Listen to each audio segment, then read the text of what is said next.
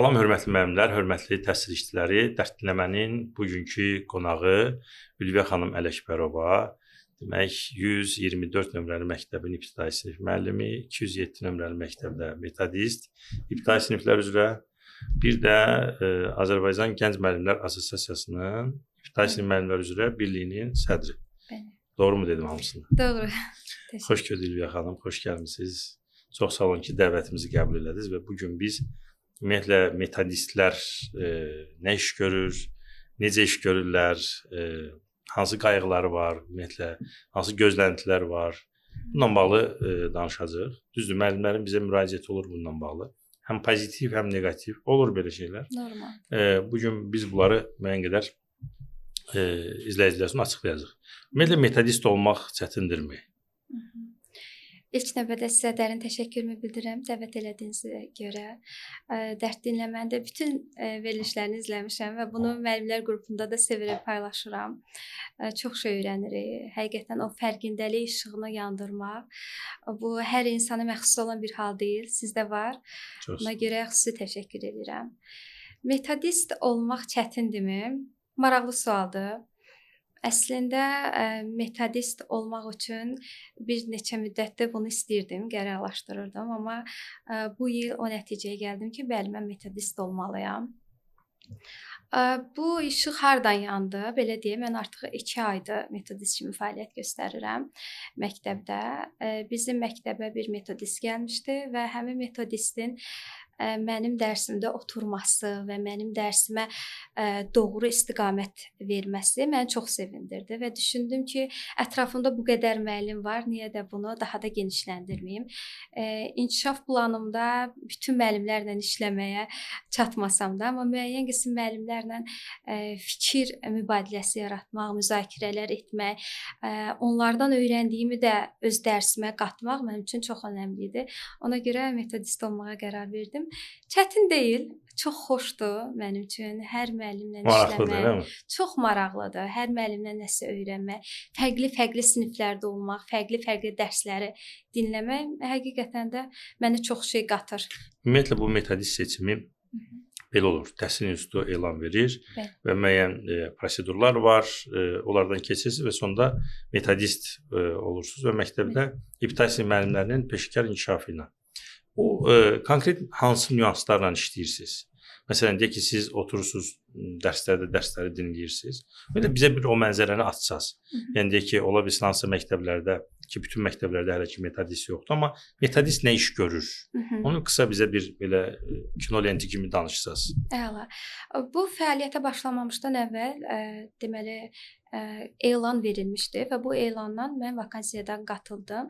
Burada qatılmaq üçün mütləq vacibdir ki, sertifikasiya balı yüksək olsun, 51 üstəgəl olsun və nəticələr üst-üstə düşəndən sonra müsahibə mərhələsində seçildik. Daha sonra 3 aylıq bir bizi inkişaf elətdirəcək təlimlərə qatıldıq. Bu 3 ay müddətində həqiqətən də səriştəli müəllim əslində necə olmalıdır, dərs hansı formada qurulmalıdır və şagirddə hansı bilik və bacarığı formalaşdırmalıyıq. Bunun üçün bizə təlimlər keçirildi. O təlimlərdən sonra artıq seçim mərhələsində bizlər məktəblərə yönləndirildik. Metodistin fəaliyyəti nədən ibarətdir? Dərslər dinlənilir. Bu əsasən ibtidai sinif və 5-6-cı siniflər və həmin sahədən başqa müəllimləri ətrafında toplanır. Məsələn, biz Azərbaycan dili ədəbiyyat müəllimlərinin dərsini dinləyə bilərik 9-cu sinifdə və yaxud da bununla yanaşı digər fənn müəllimlərinin də dərsini dinləmə icazəmiz var. Həmin müəllimlərə sadəcə şagirdlərdə bacarığı hansı formada formalaşdırmaq olar, bir kənar baxışla həmkar dəstəyi olaraq müəllimlərə dəstəyi. Bu bəzən mənfi səslənir, müəllimlərin heç də xoşuna gəlmir. Bunu çox anlayışla da qəbul edirik. Mən özüm ilk dəfə metodist müəllim sinifimə daxil olanda həqiqətən biraz narahat oldum sözün açığı. Niyə mənim dərsimi dinləməlidir? Hansı üstünlükləri var ki, o mənim dərsimi dinləyir? Narahat oldum, amma buna baxmayaraq onun sonradan mənimlə elədiyi əks əlaqənin əslində hədəfə vurmağı və sonra onu mənim dərs prosesimdə tətbiq eləməyi gördüm ki, yox, həqiqətən həqiqətən də mənim inkişafıma səbəbdir və bununla biz yola çıxa bilərik. Bu gün müəllimlərlə də dərslər dinlənilir və mütəmadi olaraq onlara dinlənilən dərs üzərindən əks əlaqələr verilir, müzakirələr aparılır və müəyyən bir məlumatlar çərçivəsində həmin müəllimlər metodiki görüşlərə təyin olunur, ehtiyac olan mövzularda. O metodiki görüşlərdən də çıxarılan nəticələrə əsasən planı proqramlaşdırırıq. Dərsi dinləyəndə hansı nüanslara baxırsınız? Bizim əlimizdə xüsusi meyarlar var. Əsasən dərsin planlaşdırılması, daha sonra standartın götürülməsi, standartdan çıxan təlim məqsədləri və həmin təlim məqsədlərinə uyğun olaraq qiymətləndirmə meyarı. Ən əsas bunlara baxırıq. Bəzən mən çox izləyirəm, dərslərdə görürük ki, deməli, müəllimlər standartı seçməkdə, yəni dərsə uyğun olaraq standartı seçməkdə çətinliklər var və o standartdan çıxan təlim məqsədlərini, məqsədə uyğun olaraq qiymətləndirmə meyarlarını hazırlamaqda həqiqətən problem yaşaya bilirik və dərsin ümumilikdə planlaşdırılma yazılsa da dərs başqa üslubda keçirilir. Bir növ yəni planlaşma bir cür olur, dərsin ssenarisi başqa cür olur. Eynən, dərs prosesi dərs planlaşdırması ilə üst-üstə düşmür. Məsələn, standarta uyğun olan tapşırıqlar yerinə yetirilmir və dərsin sonunda sorğuluyuruq. Nə qədər şagird təlim nəticəsinə çatdı, təlim məqsədinə çatdı, nə qədər şagird bacarığı formalaşdırdı bu dərsin içərisində. Bunun üzərindən artıq biz müəllimlərlə əks əlaqə qurub istiqamətlənməyə çalışırıq. Çox detallara baxmırsınız, ən vacib detallara baxırsınız. Hansı ki, bəli, indiki məqamda elə o vacib məqamların düzəlməsi böyük bir irəliləyiş olar. Bu planlaşma dediniz, planlaşma qeyd elədiniz. Planlaşmada ümumiyyətlə səriştəlilik, məsələn deyək ki, elə bir hal, elə bir case olubmu ki, məsələn siz müəllimlərlə işləyəsiniz, ünsiyyət müzakirə eləyəsiniz, rəy verəsiniz və s. O planlaşmanın vacibliyini başa düşdünüz. Məsələn, bugünkü günümüzdə müəllim planlaşmanı əhəmiyyətsiz və vaxt itkisi kimi dəyərləndirir. O da ona görədir ki, planlaşmanı direktor müavini üçün eləyir. Dərsi də uşaqlar üçün keçir. Onun üçün daha yaxşı bir şeylər hazırlayır. Peki dərsi də başqa öz bildiyi senaryoda keçir və burada uyğunsuzluq olduğuna görə onu mənasız bir iş kimi qəbul edir ki, həqiqətən də uyğunsuz olanda bir mənasız bir iş olur. Amma elə bir hal varmı ki, siz belə işıq yandırasınız ki, baxın, bu planlaşma nə dərəcədə vacibdir? Çox gözəl sualdır və bu metodistik fəaliyyətimə başlamamışdan əvvəl də müəllimlər mütəmadi olaraq mənə müraciət edirdilər ki, bu planlaşdırma nəyə lazımdır, vaxt itkisidir, heç bir şeyə ehtiyac yoxdur. Mən səriştəli müəlliməm, mən professional müəlliməm, peşəkaram, sinifə daxil oluram, artıq bilirəm ki, həmin siniflə nə keçəcəm. Bu çox gözəl haldır. Əgər müəllimlər bu qədər özgüvənlidirsə, həqiqətən mən bunu alqışlayıram və bununla bağlı bir case paylaşmışdım. Düşünürəm ki, o qədər peşəkar müəllim yoxdur ki, o planlaşdırmanı etmədən o sinifə daxil olsun və orada hər hansı bir təlim məqsədi qoysun. Məqsədə uyğun qiymətləndirmə meyarı hazırlasın və ondan çıxan nəticə ilə sinifdə şagirddə o bacarığı formalaşdırsın. Bu həqiqətən biraz çətin məsələdir. Müəllimin planlaşdırması mütləq olmalıdır. Mən özüm müəllim olaraq artıq 10 ildən çoxdur ki, fəaliyyətim var və neçə sinifə daxil olsam belə, o sinifə daxil olanda planlaşdırmanı bir həftə öncədən hazırlamasam, bir gün əvvəl baxmasam, o sinifə daxil olanda mən bilmirəm ki, orada hansı standartı reallaşdırmalıyam. Yəni, bu mənim özümün peşəkarlığımı artırmaq üçün vacibdir. Müəllim əgər daxil olduğu sinifdə bilmirsə hansı qaydalarla, etaplarla o dərsi keçəcək, şagirddə hansı bacarığı formalaşdıracaq bugün. Həqiqətən bu körtəbii şəkildə bir dərsi bir növ üzərindən keçmək demək olar. Və burada planlaşdırma nəyə görə lazımdır? Bu vacib deyil ki, mütləq etaplar üzrə geniş-geniş yazılmalıdır. Bunu sxem şəklində də çəkin müəllim, qaralama şəklində də hazırlaya bilməlidir ki, sabah 6A-da Azərbaycan dili dərsini keçəndə mən hansı bacarığı formalaşdırmalıyam. Ən çox rastıma gələn müəllimlərin ödənişli şəkildə bu proqramları bir də bu gündəliklərə alması olur və bunu təqdim edirlər çoxda. Mən müəllimə bildirirəm ki, onu hazırlayan müəllimlər çox sağ olsunlar. Müəllimlərə bir tərəfdən dəstək olduqlarını düşünürlər. bilmirlər. Müəllim vəsaitindən əlaqələndirib yazırlar. Bu sözsüzdür. Bir neçəsinə baxmışam. Amma bir məsələni baxaq. Məsələn, mənim sinifdə dərs dediyim şagirdlə həmin müəllimin sinifində dərs dediyi şagird eyni düşüncə sahibinə malik ola bilməz.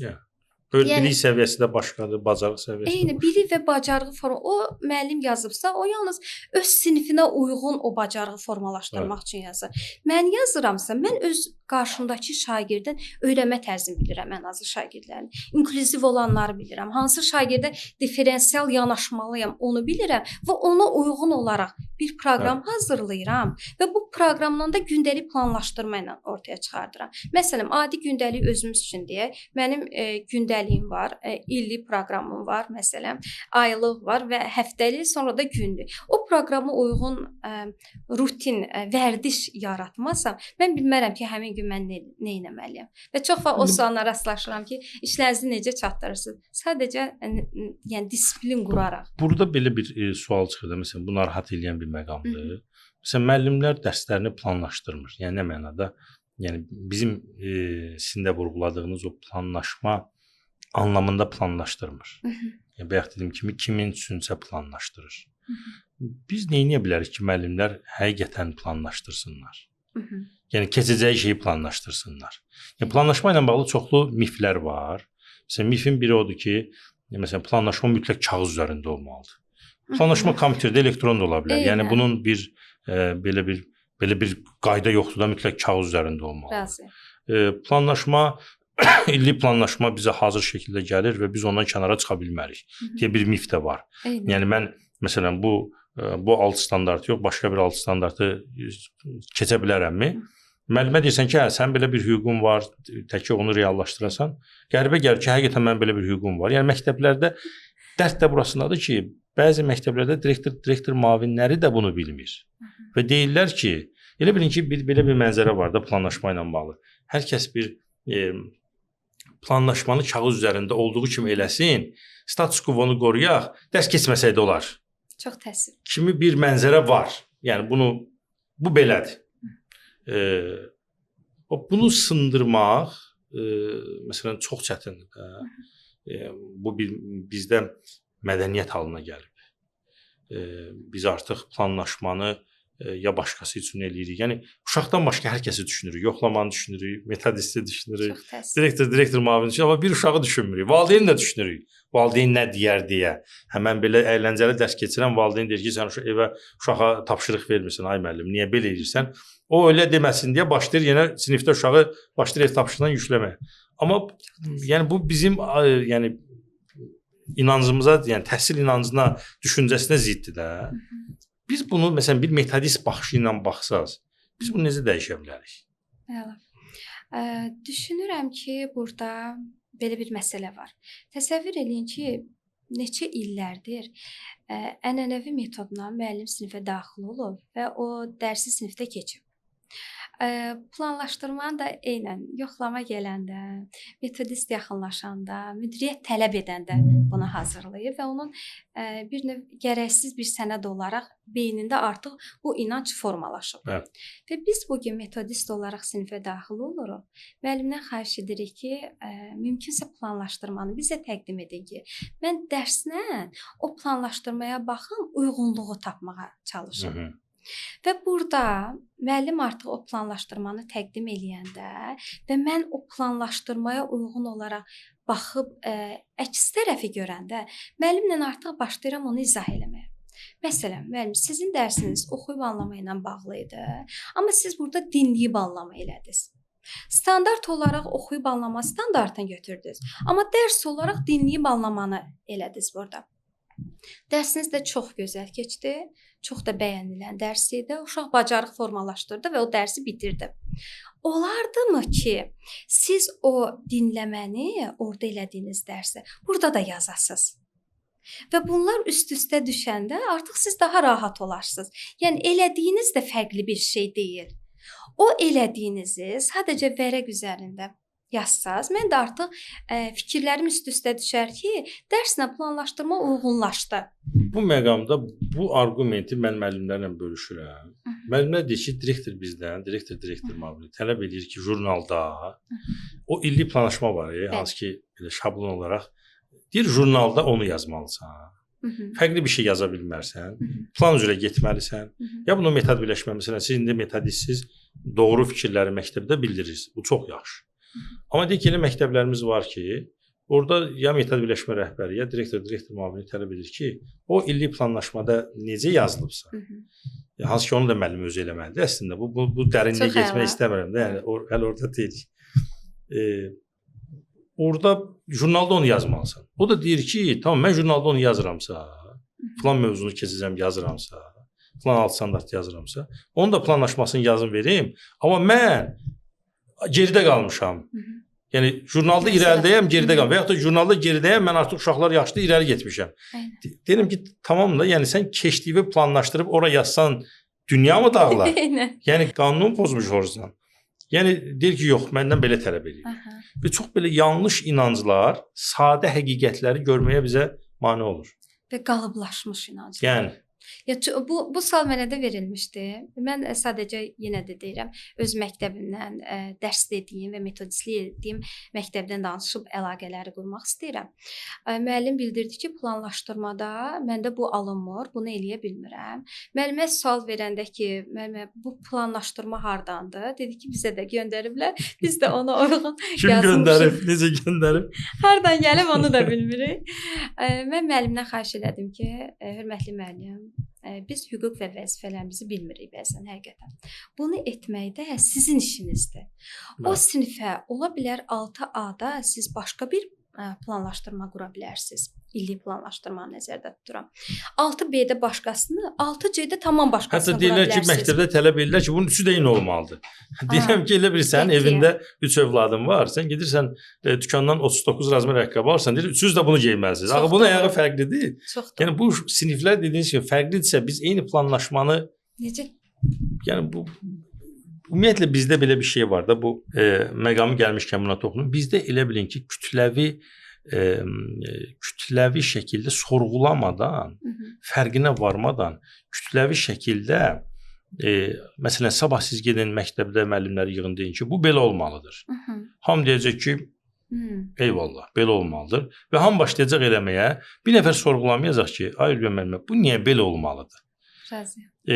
Sizi tənqid eləməyə anlamda yox ha. Yəni, olan işin, məsələn, bizə deyirlər belə olmalıdır. Kütləvi şəkildə gedirik, deyirik ki, olmalıdır, eləyək. Eləyək. Amma bunun bir fərqində olaq ki, mənim elədiyim şey nədir ümumiyyətlə? Məsələn, sabah bir nəfər dursun, mən durum deyim ki, dərsi belə keçmək lazımdır. Hamı gecə elə ki, axı, sorğulamaq lazımdır. Dərsi mən niyə elə keçməliyəm? Bəzən bu çox, biz müəllimlərlə çox tez-tez ünsiyyətdəyik. Məsələn, siz bir məktəb pəncərəsindən baxanda, bir çox məktəb, Bakı, rayon, Ucqar və s. görə bilirik.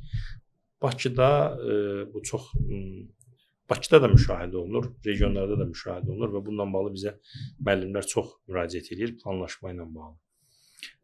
Deyək ki, məsələn, regional idarədən, bu çox ağırlı yerdir, ona görə mən bunu dilləndirirəm. Məsələn, regional idarədən məktəbə yoxlama gəlir. Və müəllimin dərsində otururlar və bir çox hallarda oturan adam deyək ki, regional idarənin əməkdaşı olsa da, ya müəllim işləməyib, ya müəllimin orada deyil yəni. O pedaqoji fəaliyyəti ya olmayıb, ya olubsa da deyək ki, nəyisə yanlış bilir, yeniləməyib biliklərini, bacarıqlarını və s. Nəyisə düz bilmir. Və burada iki məsələ var. Bir məzmun, bir forma. Bir müəllimlə ünsiyyət forması doğru olmur. Bu bir çox hallarda bunu müəllimlər bölüşürlər ki, bax, regional idarədən gəlirlər, bizlə doğru danışmırlar. Ya şahidlərin içərisində şahidlərdən soruşurlar ki, sizin müəllim necədir, nətərdir? Ya deyək ki, şahidlərin içərisində bizə hansısa bir irad bildirirlər. Çox təəssüf. Və bu çox təəssüf edici məqamdır. Yəni, bir tərəfdən biz o düzəldə gedirik, deyək ki, metodist layihəsi ilə, başqa indi hər kəs öz çapında nəsə eləməyə çalışır. O tərəfdən kimsə işi bilmədən dağda gedir düzəldiləni. Və bu insanlarda bir inamsızlıq yaradır. forması budur ki, doğru formada ünsiyyət qurmurlar. İkinci, doğru demirlər. Deyirlər ki, məsələn, o illik planlaşma, sən gündəlik planlaşmada filan, illik planlaşmada filan mövzu olmalıdır. Sən jurnala niyə onu yazmısan, yazmamısan kimi şeylər. Yəni irad tutacaqları şeylər sizin dediyiniz o mahiyyət məsələsi yox. Daha çox yoxlama gəldi, jurnalla illik planlaşma üst-üstə düşürmü? Düşməsə nə olacaq? Nədir? Burada yeyinti mi var? Müəllim o mövzunu keçməyib, başqa mövzu keçib. Nə olub? Yəni nədir burada səhv olan? Yəni sorğulama, müəllimlərə deyirəm ki, tamam, bunu soruşun, görün ki, burada səhv olan nədir? Yəni mən bu mövzunu uşaqlar deyək ki, uşaqlarım çox zəki uşaqlardır. Mən keçə-keçə gəlmişəm və biraz deyək ki, qabaqdayım. Da bu gün daha başqa fərqli standartlar, daha kitabda da qabağa getmişəm. Tamam, ora jurnala onu keçdiyimi yazsam nə olur? Niyə oradakından üstə? Biz o Sovet dövründən o yuxarıdan idarə olma var idi də, o planlaşma gəlirdi və indi də o illik planlaşmanı elə bilirik ki, illik planlaşmanı ora yazmaq mütləq hökmdür, yazmaq lazımdır. Müəllim keçdiyini yazsın ora. Bu qədər belə deyək də səmimi və olmalı olan şeyi həyata keçirsək, həm müəllim üçün mənalı gələr proses. Amma müəllim elə bilin ki, yoxlama üçün, direktor üçün bir ssenari düşünür. Çox təəssüf. Reallıqda isə deyək ki, öz bildiyi kimi dərs keçir. Bu uzlaşma çox önəmli bir şeydir ki, bunu məqamı gəlmişkən dilləndirim ki, insanlar da bilsinlər ki, yəni bir müəllimlə ümumiyyətlə ünsiyyətə çox diqqət yetirmək lazımdır. Yəni müəllimlə bizim məqsədimiz müəllimi aşağılamaq və yaxud da müəllimi deyək ki, belə də yuxarıdan aşağı baxmaq yox. Biz zehniyyətimizdə başa düşməliyik ki, uşağın öyrənməsi müəllimdən asılıdır. Və mən müəllimə qayğı göstərməliyəm ki, o da gedib uşağı qayğı göstərib öyrədə bilsin. Çünki o uşağın inkişafı müəllimdən keçir. Amma yox, biz müəllimə ahkam kəsəndə ki, sən niyə belə elədin, sən bunu belə elədin, sən bunu səhv elədin. O gedəcək, bizdən alacaq o negativ enerjini, uşağa heç bir şey öyrətməyəcək yəni. Eynən. O baxımdan metodist məsələsi, metodist həmişə bizə polis rolunda olub da əvvəllər. İndi o baxımdan sizin öhdənizə böyük bir iş düşür ki, o stereotipi qırasınız ki, yox, metodist görəndə qaçmaq lazım deyil. Bir ona soruşmaq lazımdır ki, bunu necə eləsən daha yaxşı olar. Belə Niyə sorğulamırıqdan? Niyə sorğulamırıqda qaldıq? Amma əslində o qədər doğru vurğulayırsınız onu, nə mənada? Biz tənqidi düşüncəni formalaşdırmırıq. Mən bəzən tənqidi düşüncə ilə bağlı seminarlar keçirən müəllimlərə məlumatlandırıcı müzakirələr edirəm. Deyirəm ki, biz birinci sinifdə şagirdi tənqidi düşüncəni formalaşdırmalıyıq. Yaxşı, şagirddə formalaşdıraq, amma tənqidi düşüncəsi formalaşmayan müəllim şagirddə bunu necə formalaşdıra bilər? Özündə yoxdursa? Qətiyyən, yəni emosional zəkadan məlumatı olmayan müəllim şagirdin hiss və duyğularına hansı formada toxuna bilər? Bunu sorğulamaq lazım və burada məsələ artıq o sinifdən, o planlaşdırmadan, o bacarığı formalaşdırmaqdan çıxıb müəllimin şəxsi inkişafına gəlir. Bizim bugün müəllimlərimiz öz şəxsi inkişafına nə qədər zaman ayırır? Nə qədər həqiqətən sorğulayır ki, mən müəlliməm, mənim öhdəliklərim nələrdir, mənim hüquq və vəzifələrim nələrdən ibarətdir və mən bir sinifə daxil olmuşamsa, o sinifdəki bütün şagirdlərin məsuliyyəti mənim üzərimdədir. Bunu nə qədər müəllim sorğulayır? Okey. Bu bir növdə vicdanla bağlı olan məsələdir. O da ki, bəli, dəyərlər və s. O da əslində onu hər adamdan gözləmək də, gözlənti kimi qoymaq da biraz 150 minə yaxın müəllimimiz var. Belə, bu metodist olaraq ibtidai siniflərin ən ciddi qayğıları nələrdir sizcə? İbtidai siniflərdə ən ciddi mənim qarşılaşdığım müəllim şagirdə çox bilgi verməyə çalışır. Çox, hətta bu 5 yaşlıdan başlayır. Bəzən mən 5 yaşlı şagirdlərlə məşğul olan müəllimlərin sinifinə daxil oluram. Görürəm ki, onlar yazı yazmağa çalışdırır uşağı. Xəttini, hüsn xətt qaydalarına uyğun olaraq. Deyirəm ki, hörmətli müəllim, yəni bu uşağın barmaq fəqərələri belə Hələ tam. bunun üçün hazır deyil də. Yəni biz buna niyə çalışırıq? Və proqram olaraq da siz təsəvvür edin ki, bizə göndərilir ki, bu uşaq plastilinlə işləməlidir, müxtəlif motorikaları işlətməklə buna nail olmalıdır. Amma müəllim olaraq nədənsə bir növ özümüzü sübut eləmək üçün sanki səhnə axtarırıq ki, mən orada daha çox biliyimi ötürüm.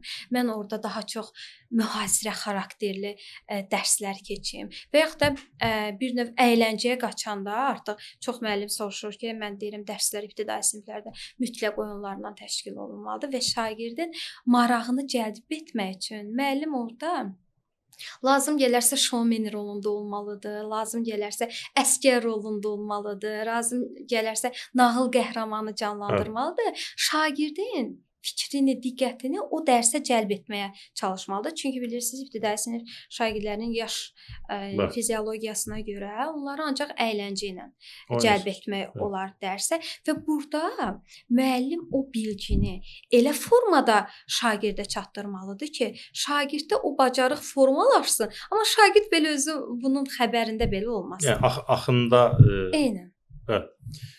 Okey, oxuyub anlama ilə bağlı. Ümumiyyətlə qayğılarınız maraqlıdır. Yəni oxuyub anlama, bilirsiniz də, PIRLS 2021-ə görə bizim nəticələrimiz o qədər də ürəkaçan deyil. Təəssüf ki. İndi 2026 olmalıdır, səhv eləmirəmsə. Hər 5 ildən bir. Ümumiyyətlə gözləntilər nəyində? Yəni ümumiyyətlə metodistlər oxuyub anlamaya xüsusi bir təlim keçirsinizmi? Qayğı göstərirsinizmi? Orada vəziyyət necədir? Hazırda mən sizə bildirim ki, oxuyub anlama ilə bağlı ciddi işlər gedir. Və şagirdlərdə həqiqətən oxuyub anlama bacarığını formalaşdırmaq üçün çox çalışırıq. Bunun üçün nümunə olaraq Bilbacar yarışını göstərə bilərəm 3-4-cü siniflərdə şagirdlərlə. Bundan əlavə müəllimlərlə metodik görüşlərin təşkilində belə oxuyub anlama bacarığını formalaşdırmaq üçün çox çalışırıq. 2 görüş keçirmişəm hazırda müəllimlə və həmin o müəllimlərin dərslərini dinlədikdən sonra belə qənaətə gəlmişəm ki, zamanla, yəni heç nə birdən-birə alınmır təbii ki, zamanla bu bacarığı biz formalaşdırmağı biləcəyik. Yəni bu alınacaq bizdə. Sadəcə bir məsələ var. Bizdə oxu və oxuyub anlama məsələsi var. Burada 2 istiqamətdədir.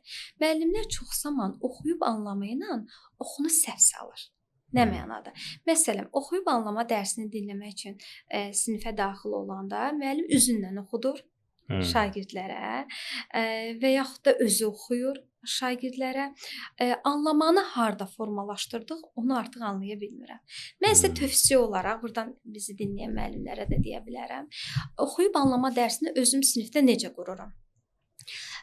Bütün mətnlər demək olar ki, oxuyub anlama üzərində qurulmağa bizə şərait yaradır. Dərsimizdə olan mətnlər. Dərslər bu arada çox yaxşıdır. Bəli, bacarığı formalaşdıran istiqamətdədir. Həmin o mətni mən uşaqlara təqdim edirəm. Deyirəm, zəhmət olmasa səssiz şəkildə oxuyun mətni. Uşaqlar səssiz şəkildə 15 dəqiqə, bəzən 20 dəqiqə buna sərf olunur vaxt. Hətta bitirsələr belə, zəhmət olmasa diqqətini ver, yenidən oxu deyə şagirdə müraciət edirəm. Bunu müəllimə bildirəndə müəllim deyir ki, mən 15-20 dəqiqədə nə iş görəcəm deməm. Deyirəm ki, elə bilir ki, müəllim elə əzab çəkməlidir sinifdə, əziyyət çəkməlidir. Yəni bu o deyir. Onda şagird öyrənir. Müəllimlərə deyirəm ki, müəllimlər otağında o söydüyünüz kurikulum sizə deyir ki, siz dərsi yaxşı dizayn eləsəz, sinifdə əziyyət çəkməzsiniz. Əziyyət çəkən şagird, əziyyət deyəndə, yəni zəhmət çəkən şagird olacaq. Siz sadəcə prosesi idarə edəcəksiniz. Fasilitator olaraq. Dediyiniz məsələ yəni. Bəli. Və oxuyub anlama bitdikdən sonra artıq mən uşaqlarla fərqli üsullarla bunu işləyə bilərəm. Məsələn, sonuncu dərsimdə 4N1K-la, N hərfi ilə olanlar, bir də K hərfi ilə olan mövzu nə idi, nə baş verirdi və sonda da kimlər iştirak edirdi obrazlar olaraq. Şagirdlərə sual verirəm və o suallar ətrafında müzakirə aparıram. Burada çox vaxt müəllimlər bir şagirddən soruşur və dayanır, deyil. Fərqli-fərqli fikirlər axtarıram. Sizin fikriniz necə idi? Digər şagirdə siz burada nə qata bilərsiniz? Bu arada mən şagirdlərimlə sizlə danışıram. Hər biri bir şəxsiyyətdir deyə. Yəni fərqli-fərqli fikirlər qataraq o dərsi genişləndirirəm. Yəni tam anlamasını əmin oluram ki, artıq bu uşaq bu mətni tam şəkildə anladı. Və bu bacarığı formalaşdırdım. İlk başlayanda oxuyub anlama mətnlərini 3-cü sinifdədir bizdə. Çox sadə mətnlərlə başladım. Yəni bunun üçün ağır mətnlər seçmədim. Artıq demək olar ki, indi çox çətin, hətta 3 səhifəli mətnləri belə rahatlıqla şagirdlər oxuyub anlamanı edərək həqiqətən fərqindədirlər və sinifdə uşaqlara deyəndə səssiz oxu, artıq onlar sadəcə kitablarını açıb səssiz şəkildə bilirlər, oxuyurlar. Burada maraqlı nüans bilirsiniz nədir? Bu məsələn biz indi hazırda monitorinq vəsaitinin üzərində işləyirik 4-cü siniflər üçün və bazarda olan oxuyub anlama ilə bağlı demək olar ki, bütün resursları təhlil etmişik. Və bədbəxtçilik ondadır ki, oxuyub anlama adı altında olan bir çox resurslar əslində ümumiyyətlə resurslarımızın əksəriyyəti yoxlayıcı xarakter daşıyır. Öyrədici xarakter daşımır. Əzbərə. Həm də məsələn deyək ki, vəsaitdir. Məsələn müəllim biri var oxuyub anlamanı mən formalaşdırıram. O formalaşdıra yoxlayıcı tapşırıqlarla əmin oluram ki, məsələn, əsas ideyanı necə çıxartmaq lazımdır? Yəni proqnozu necə vermək və s. Burada nə baş verər filan. Oradan sual-cavab vasitəsilə, müzakirə ilə və s. yollarla mən öyrədəm, sonra yoxlayam. Amma bizim bazarda olan kitablar və müəllimlərin demək olar ki, əksəriyyətinin istifadə elədiyi vəsaitlər ki, hamısı ilə hansını istifadə edirsən eyni vəziyyətdədir. Razı. Yoxlayıcıdır. Yəni A, B, C oradan cavabı tapır. Sual çıxır da bu uşaq bunu nə vaxt öyrəndi? O Sovet dövründə bizə müəllimlər deyirdi o şeydə qazana nə atmısan ki, indi də orada nə çıxardırsan. İndi biz uşağa heç nə öyrətmirik. Yəni şey olaraq oxuyub anlama. Amma tələb edirik. Amma deyək ki, ona tapşırıq verir ki, buyur oxuyub anlama testlərini elə. Sual çıxır da biz bir dəfə çox yaxşı bir unikal resurs çıxartdıq oxuyub anlama ilə bağlı. Öyrədici. Başa düşmədilər. Tanış olmamışam o kitabla. Başa düşmədilər və biz çox belə özəllə hazırlamışdıq da ki, hansı ki uşağa oxuyub anlamanı öyrətsin yəni. Formalaşdıran. Bəli. Sonra da yoxlayıcı da başqa resurslardan istifadə edib yoxlaya bilər də. Görürük ki, yəni biz peşəkar inkişaf olaraq hələ o fərqindəlik, kör-körənəlik var, axına düşmə var ki, cəmaət belə eləyir, biz də belə eləyək və s. Amma bir sorğulama, bayaq dediyim məsələ o sorğulama olmadığı müddətcə nəyi niyə eləyirik, biz onun səbəbini bilmirik. Və bu istiqamət çox vaxt körtəbii şəkildə gedir. Sonra da nəticə almayanda sorğulur ki, niyə nəticə almaq? Mən sinifdə çox danışmışdım və sinifdə yorulub çıxmışdım, hər şeyi öyrətməyə çalışmışdım. Niyə nəticə yoxdur? Burada müəyyən strategiyalar və texnikalar var. Onlar çox xırda və incə detallardır. Müəllim onu biləndə artıq rahat olur. O 15-20 dəqiqəni sakit şəkildə əyləşməyə özünə günahkar hiss elətdirmir. Amma bu gün əgər mən metodist olaraq sinifə daxil oluramsa, müəllim sakit oturursa orada, özünü günahkar hiss edir. Mən heç nə öyrətmədim axı. Niyə boş-boşuna oxuyur uşaqlar? Bir də özünün performansı kimi görür. Eynən, özünü sübut eləməyə çalışırıq sanki. Burada oxuyub anlama ilə bağlı bir məsələni də vurğulayım. O mətnlərin çoxunda, məsələn, 10 sual varsa, hardasa 6-7 standarta toxunulur. Bu doğru bir istiqamət deyil. Biz bir standart, 2 standart götürüb, o oxuyub anlamadakı mətnə uyğun olaraq o standartı reallaşdırmalıyıq. Dərinləşdirməliyik də. Yəni eninə yox, dərindən inkişaf olmalıdır. Eynən. Amma müəllimə deyəndə ki, bu standart buna uyğun deyil, bu mətnə uyğun deyil. Deyir, niyə ki, o mətndən çıxan mənanı tapır da. İzah eləyə bilmirsən ki, məsələ hardadır? Yəni biz 2 standartı reallaşdırırıqsa, dərsimiz 2 standart üzərindədirsə, təlim məqsədi ona yönəlibsə, buna istiqamətləndirək ki, sonda qiymətləndirməni də eləyəndə şagirdlə həmin dərs içərisində də orada onu eləyəndə də nəticə almış olaq. Burada biraz həqiqətən də təzadımız var, çox təəssüf ki. Bir məsələdə siz müəllimlərlə davamlı ünsiyyətdə olursunuz və dərsini dinlədiyiniz müəllimlərə rəy verirsiniz. Burada maraqlı bir nüans. Bəzi müəllimlər bizə deyir ki, məsələn, metodist bizlə doğru ünsiyyət qurmur. İndi təbii hər dəfə deyilən şeylər nə qədər doğrudur, doğru deyil, o ayrı bir məsələ. Amma ümumiyyətlə bir metodist müəllimlə necə əks əlaqə qurmalıdır? Necə dərsdən sonra necə rəy verməlidir? Yəni siz bunu necə edirsiniz? Necə öyrənmisiniz, necə edirsiniz? Bununla bağlı bir desəz digər metodistlərə də bir növ mesaj olmuş olar. Fəaliyyətim çox qısa müddətdir burdayam. Hələ də özümü inkişaf elətdirməyə çalışıram və hələ də öyrənirəm bu prosesdə. Amma müəllim mənim həmkarımdır. Məsələn, bir müddət var idi ki, sinifə daxil olan metodistlər, müəllimlər şikayət edirdilər ki, o bizdən biri deyil. O sinifdə dərs deməyib. O necə məndə səhv tuta bilər? Gəlsin, otursun, bir dəfə bir sinif idarə edilməsini görsün, ondan sonra baxaq o bizdə mənfini, müsbət hansı formada tuta bilir. Bugün amma müəllimlər bilir ki, o metodist onlarla həmkardır. O da sinifə daxil olur və sinifdə baş verən prosesləri öz sinifində də görür. Biz heç birimiz ideal deyilik. Mən özüm də müəllimlərlə mütəmadi olaraq danışarkən bildirirəm ki, mənim də dərsimdə, yəni hesablasaq o qədər səhvlər var ki. Bu normaldır da. Bu öyrənmənin bir parçasıdır, yəni səhv eləmək. Eynən və həmin müəllimlərə ilk növbədə çox səmimi qarşılayıram. Birinci əhvallarını soruşuram. Müəllim, özünüzü necə hiss edirsiniz? Hiss olaraq, duyğu olaraq müəllimlə bir müzakirəyə başlayıram. Dərsiniz haqqında fikirləriniz mənə çox maraqlıdır və müsbət yanaşıram. Başlanğıc olaraq çox müsbət yanaşıram ki, müəllim o informasiyanı qəbul etməyə hazır olsun. Niyyət burada onda sən bunu səhv elədin, yox. Qətiyyən. Yəni ünsiyyətə girib qarşı tərəfə nəsə vermək. Eynən. Və müsbət yanaşmadan sonra müəllimin öz fikirlərini alıram. İnanın, çox vaxt müəllim özü etiraf edir ki, mən standartdan təlim nəticəsini çıxarda bilmirəm və qiymətləndirməni yanlış aparıram.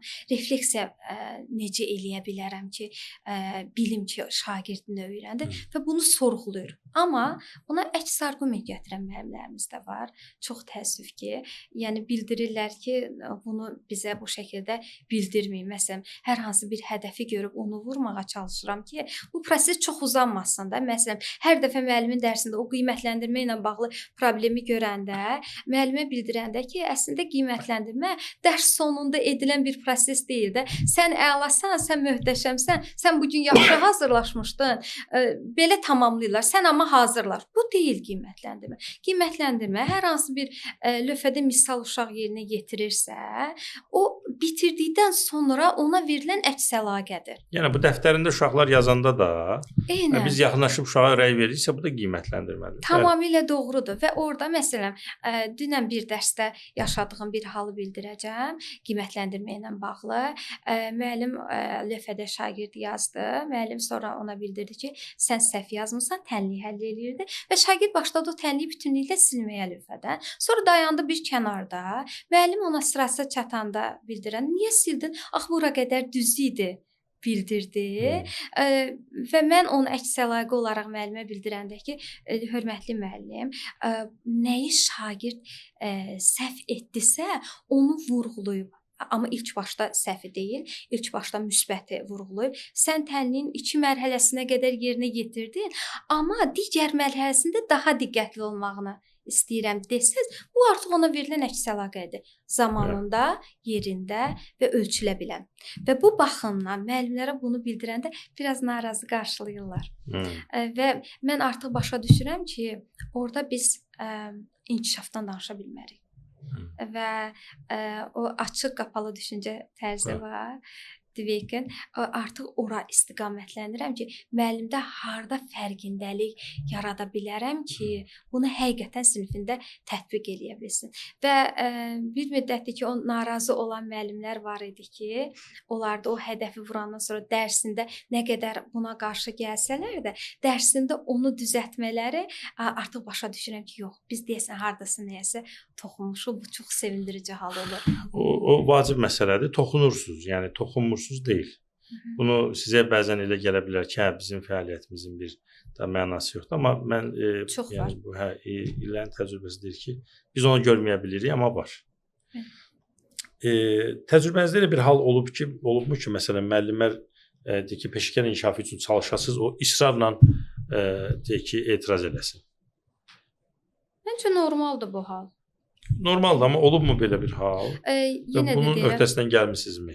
mən metodist olaraq yeni Hə, başlamışam tamam, siz deyə. yeni başlamısınız. Ona görə bu haqqda deyə bilmərəm, amma mən bundan əvvəl mentorluq fəaliyyətim var və o mentorluq fəaliyyətində bir növ gənc müəllimlərin sinifə ümumiyyətlə necə adaptasiya olmağı, sinifin idarə edilməsi məsələlərlə bağlı çox dəstək olmuşam və bu baxımdan, yəni özlərinin müraciəti nəticəsində, məsələn, ötən bir verilişdə bildirdiniz ki, biz təlimlərdə fərqli yönlə istiqamətlendiririk və müəllim o balı toplayır, maksimum balla sinifə daxil olur, amma deyir ki, öyrəndiklərimi sinifdə tətbiq eləyə bilmirəm. Bəli. Bu hal eyni ilə mənim də başıma gəlib. Yəni ilk aylar, hətta belə deyim, sinifimdə xaos olardı. Və bir dəfə direktor yaxınlaşdı, mənə bildirdi ki, bu necə sinif idarə etməkdir? Sən sinif idarə eləyə bilmirsən, nə olsun yüksək balla gəlmisən? Hətta bir katibəni də göndərdi mənim otağıma ki, sinifdə səssizlik olsun. Nəzarət et. Nəzarət edirəm, müəllimə dərs keçə bilmirəm. Mən bildirdim ki, sevgi ilə də yüksək nəticə əldə etmək olur. Məsələn, biz 4-cü sinif təhvil verəndə monitorinq üzrə sinifimiz 1-ci yerə çıxmışdı və bunu elan eləyəndə mən bütün müəllimlərə bildirdim ki, vacib deyil müəllim o sinifdə sərt olsun. Vacib deyil müəllim şiddətlə nəyisə öyrətməyə çalışsın. Əmin olun ki, sevgi ilə də bunu biz şagirdlərdə o bacarığı formalaşdıra bilərik və sevgi ilə dərs deyən müəllimin sinifi rahat şəkildə idarə oluna bilər. Bu mütləqdir. Niyə səssizlik o qədər yaranır? Çünki gənc müəllimlərdə prosedur və qaydalara əməl etməmə prosesi var. Biz gözlənti, prosedur və qaydanı sinifdə ilin əvvəlində hazırlayırıq. Amma nə qədər onu davamlı şəkildə eləyirik və şagirddə bu vərdişi nə qədər formalaşdırırıq. 1 ay, 2 ay, sonra unuduruq gedir. Ona görə müəllimlərə tövsiyə edirəm ki, sinifiniz əgər xatikdirsə, yəni əsasən də gənc müəllimlərə sinif idarə etmək bu qədər çətindirsə, mütləq orada birinci prosedur və qaydalara əməl eləyək. O gözlənti əsasında. İbtidailərdə xüsusən bu işləyir. Xüsusən. Bəli. Yuxarı siniflərdə, yeni yetmələrdə müəyyən qədər işləməyə bilir. Bəli. Amma ibtidailərdə işləyir. Yəni biz gözlənti anlayışını formalaşdırsaq, prosedurlar qoysaq və uşaqlar biləcək ki, artıq harda necə davranmaq lazımdır. Razıyam. Belə Ülviyə xanım, başqa soruşacağımız, demək istədiyiniz bir şey varmı o məsələyə toxunaq, ürəyinizdə qalmasın? Yox, elə bir məsələ yoxdur. Tamam. Mən təşəkkür edirəm. Ümumiyyətlə ibtidai sinif müəllimlərinə belə tövsiyəniz, demək istədiyiniz bir şeylər varmı? İbtidai sinif müəllimlərinə demək istədiyim məsələ. Əslində bir şey dediniz, yəni sevgi ilə yanaşmaq məsələsi. Bəli. Sərt olmaq bu şey deyil də, yəni həll yolu deyil. Bu müvəqqəti ağrı kəsicidir. Bəli. Müalicə deyil. Bizə müalicə lazımdır ki, onu da daha çox uşaqlara sevgi ilə yanaşmaqdan keçir ki, bu gün bir çox məktəblərimiz var ki, xüsusən də bölgələrdə məktəb sinif otağında bunun şagird davranışı ciddi problemdir. Yəni müəllim şagird münasibətlərində ciddi boşluqlar var. Bəzən biz bunu dilə gətirmirik, bəzən belə, amma həqiqətən ciddi problemlərimiz var. Yəni şagirdlərin bir növ əksəriyyətində sevgi aclığı var. Yəni müəllimdən o sevgini, o qayğını, o mərhəməti, o şəxsiyyət yanaşmasını bir çox hallarda görmürlər və onların davranışında pozuntuları gətirib çıxarır. Siz nə deyərdiniz ibtidai sinif müəllimlərinə?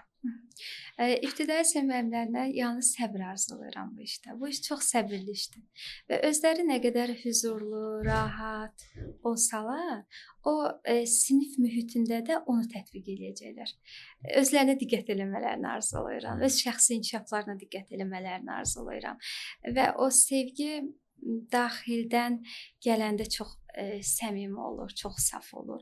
O şagirdlərlə bağlı dediyiniz məsələdəki problemlər yaşayırıq. Burada bir faktor da valideyn faktoru mən önəmli bilirəm. Yəni. Çünki həqiqətən də valideyn faktoru burada çox önəmlidir. Müəllim çox gözəl peşəkarcasına dərs keçə bilər.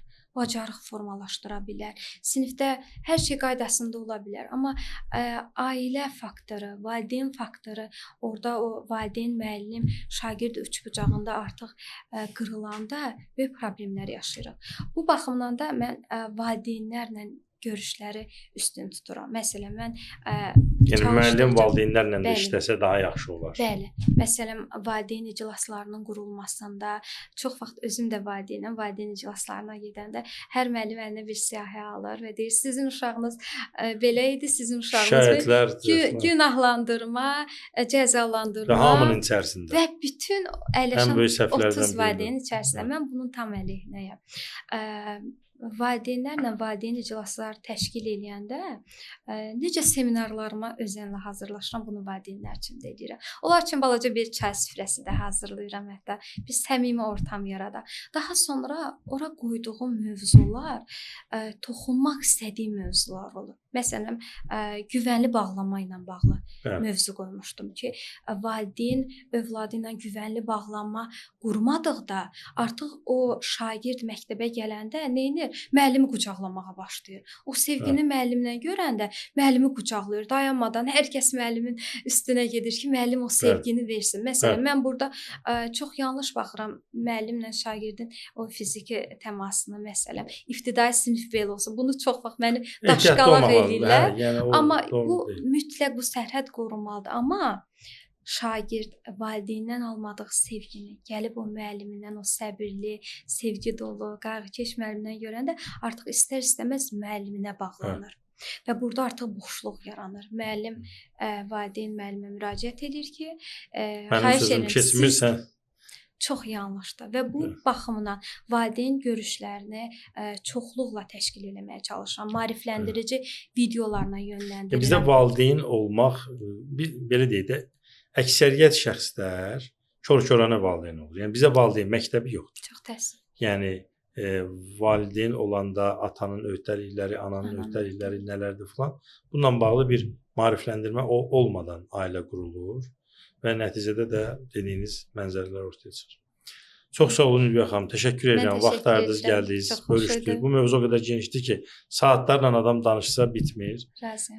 Amma mümkün qədər bir metodistin, müəllimlərlə ünsiyyəti sizin timsalınızda da o xoş ünsiyyəti müəllimlərlə bizlə bölüşmüş oldunuz. Çox sağ olun, təşəkkür edirəm. İşlərinizdə uğurlar arzu edirəm.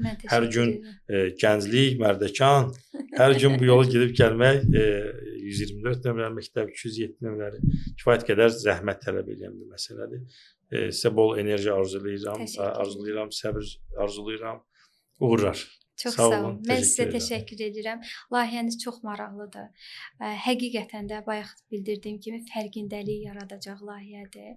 Qonaqlarınızdan çox şey öyrənirik və çox şeylər qatırıq öz bilgi bazamıza. Bunu davamlı eləyin. Çox sağ olun. Sizdən əvvəl deyirdim ki, biz bəlkə yavaş-yavaş dərd dinləməni də davam etməyə lazım. Mütləq. Okay. Uğurlar sizə. Çox sağ olun, minnətdaram. Belə hörmətli izləyicilər, Dərddiləmənin bugünkü qonağı Ülviyə xanım Ələkbərova idi. İbtidai sinif müəllimi.